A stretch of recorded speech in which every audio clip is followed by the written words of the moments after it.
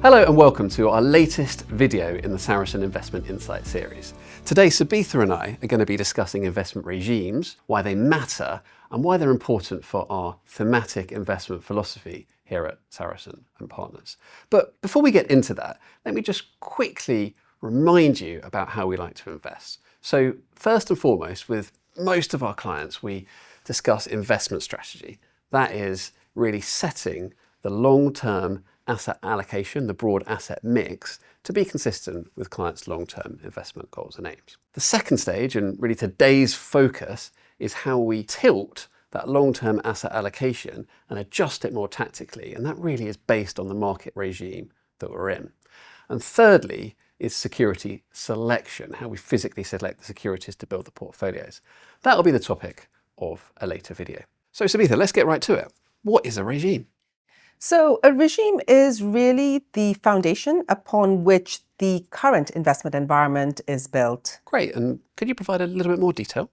Yeah, so a market regime really comes about by the confluence of very slow-moving forces like technology, demographics, innovation, and medium-term forces like the geopolitical environment we're in, the monetary policy choices of central banks, and of course the fiscal policy choices of politicians. The confluence of these forces creates a very distinct and unique set of behaviors in variables like inflation, interest rates, and bond yields. And these distinct behaviors really form the bedrock of an investment regime for investors. And I guess the obvious question is, why does this all matter?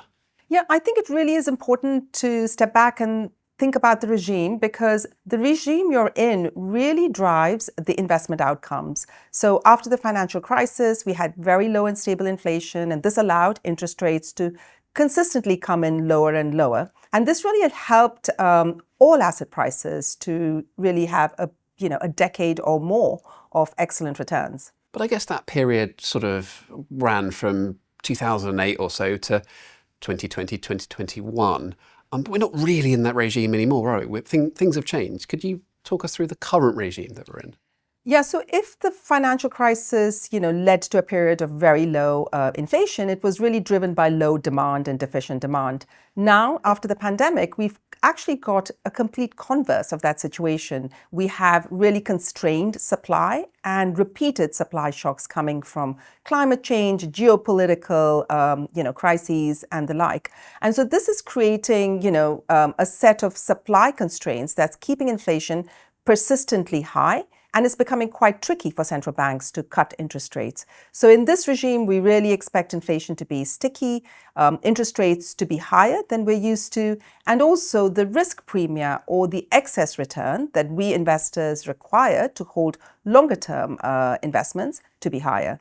So I guess what we're saying is low, stable, predictable inflation that was certainly prevalent for many years has really given way to higher and more volatile inflation. And of course, that's going to have implications for investments. Could we talk about some of those implications?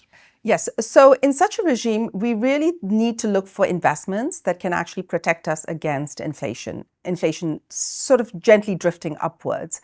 So equities usually help because corporate profits are tethered to inflation. Bonds are trickier because the fixed coupons get debased by, inflation creeping up.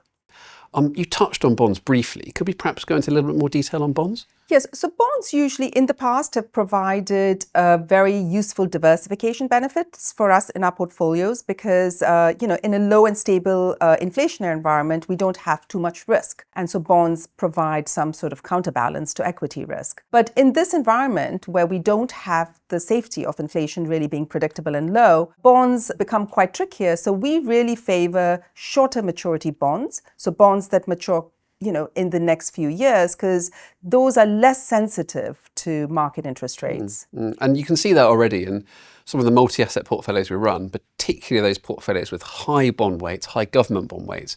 We've responded quite decisively by shortening the maturity of the bonds that we own. So how are we thinking about alternatives and currency in this market regime?